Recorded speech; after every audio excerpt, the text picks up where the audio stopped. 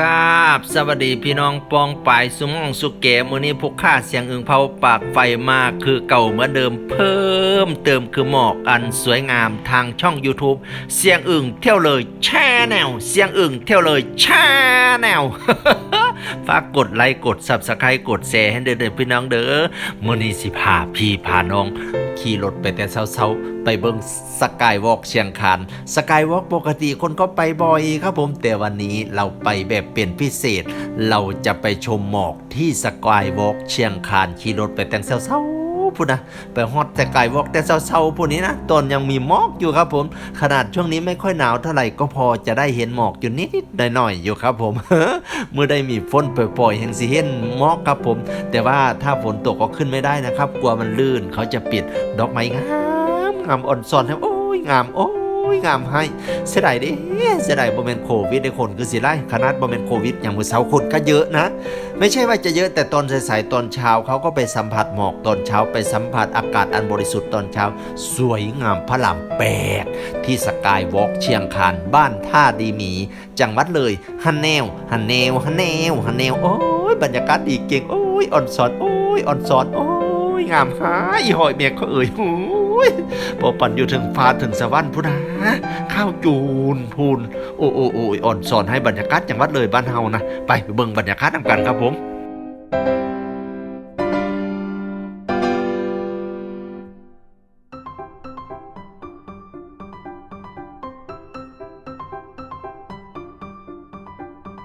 โอ้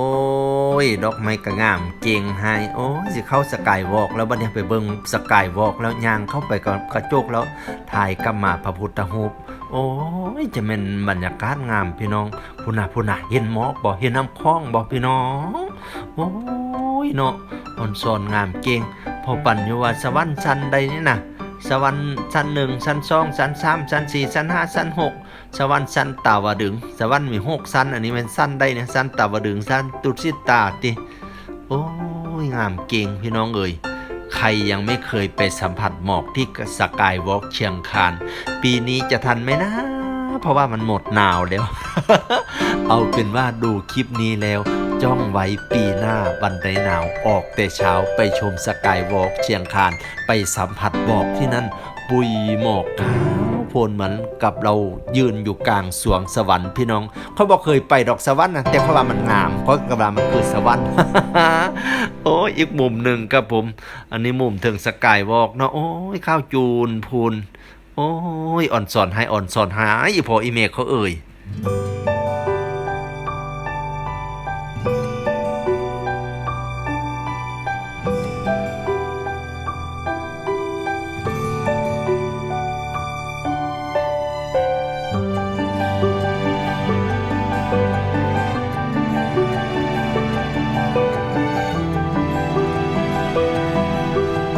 พูนะมองนี้แก็บแหนมบ่เห็นกันโอ้ยข้าวจูนพูนนี่แม่ก็เอ้ยพูนะมอกนะ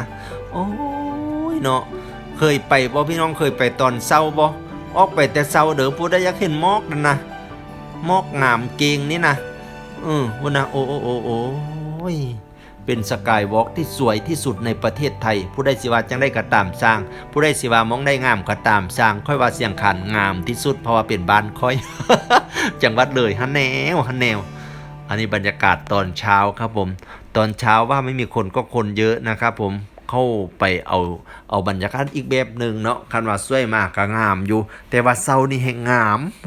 โอ้ยอ่อนสอนเก่งเนี่ยโอ้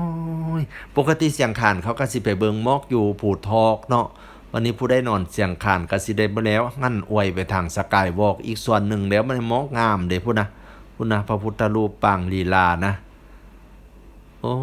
ยตะเวนเริ่มขึ้นแล้วตะเวนเริ่มขึ้นแล้วเริ่มสิแจงแล้วบัดนี้สิบอกใครเห็นแหนมเห็นหมอกปานได้เด้อแต่อันนี้ก็ยังพอได้เห็นอยู่เนี่ยโอ้ยตรงนี้สวยครับผมถ่ายตรงนี้สวยงามมากอย่าลืมไปเช็คอินกันนะครับที่สกายวอล์กเชียงคานนะครับจากหน่อยสิมาเบิ่งบรรยากาศตอนมันแจงตอนที่หมอกเริ่มสิจางครับผม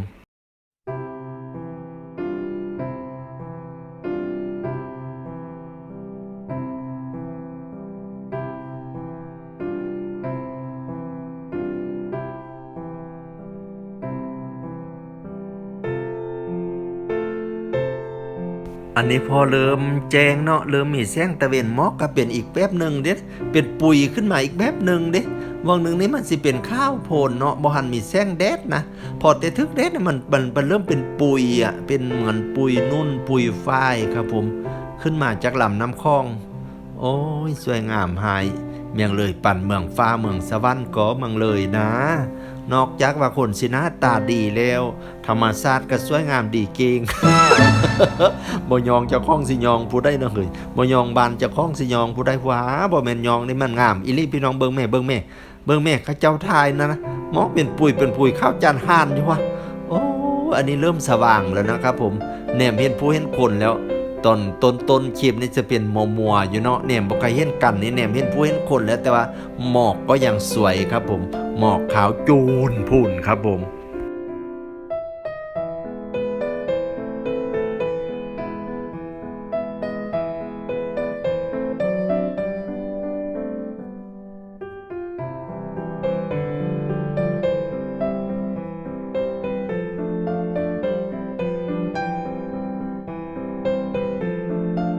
บัดนี้บรรยากาศเริ่มแจ้งแล้วสิมีคลิปให้เบิ่งอยู่น้อยหนึ่งครับผมเป็นคลิปที่สกายวอล์กนี่แหละแต่ว่ามันเพิ่นจะถ่ายตอนที่ว่ามันหมอกมันยังมันไม่ค่อยมีเท่าไหร่แล้วเพราะว่าตอนเช้าเพิ่นจะไปถ่ายภาพมากกว่าไม่มีใครถ่ายวิดีโอวันนี้พอแต่เก็บภาพได้ไล่แล้วก็เลยได้มีเวลาถ่ายวิดีโอแต่ว่าวิดีโอตอนที่มันเริ่มสว่างแล้วลองเบิ่งวิดีโอนำกันพี่น้อง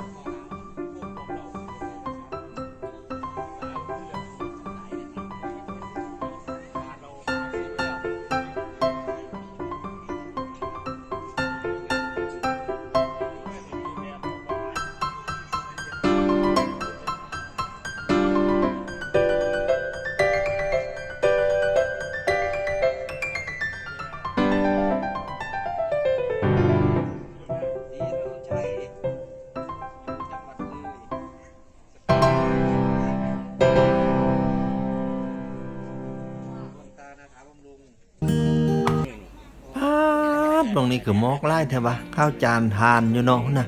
โอ้ยอ่อนสอนเก่งโอ้ยอย่าไปนอนอยู่ถึงปุ๋ยหมอกนี่เด้เนาะสิลนตุบลงกลางน้ำโค้งบ่ว่าเฮ้ย โอ้ต้นไม้ข้างล่างอันนี้เป็นน้ำเฮืองครับผมน้ำเฮืองไล่มาแต่ทางพุนาเฮวปะไล่ต้นน้ำโค้งมงบ้านทาดีมีบ้านทาดีมีเป็นบ้านแรกของภาคอีสานที่นำโค้งไล่โตนมาใส่ครับผมหลังจากเลี้ยวเข้าไปสู่ประเทศลาวแล้วก็โตนมาใส่ประเทศไทยบางบ้านนี่แหละทาดิมีเสียงคานนี่วันนี้พาพี่พาน้องไปชมหมอกที่สกายวอล์กเชียงคานทางช่อง YouTube เสียงอึ่งเที่ยวเลยแชร์แนวเสียงอึ่งเที่ยวเลยแชร์แนวฝากกดไลค์กดซับสไครต์กดติดตามในเด้อพี่น้องเด้อเป็นเรื่องราวของเมืองเลยส่วนใหญ่ครับผม ผู้ใดกดให้กระซ่าถูกให้คำให้กุลให้มันให้ยืนลำรวยงวกควยติ่มล้นตารางเหียนเด้อผู้ใดกดไลค์กดซับสไครต์กดติดตามกดแชร์นอนรับให้ได้เงินหมื่นนอนตื่นให้ได้เงินเซนย่างเก่งแค้นให้ได้เงินล้านออกจากบ้านให้ลมคุ้มเงินคุ้มคำผู้ใดอยากไปไทยมอกอยู่สกายวอล์กมันเบิดหนาวแล้วเอาปีหน้าพุ่นว่าเนาะ สังเกตเอาช่วงได้หนาวก็ไปช่วงนั้นละมื้อนี้ลาพี่ลาน้องพี่น้องมีความสุขความเจริญกันต้นเท่าหน้าผู้ค่าเสียงอึ่งข้อกล่าวเข้ามาสวัสดีครับผม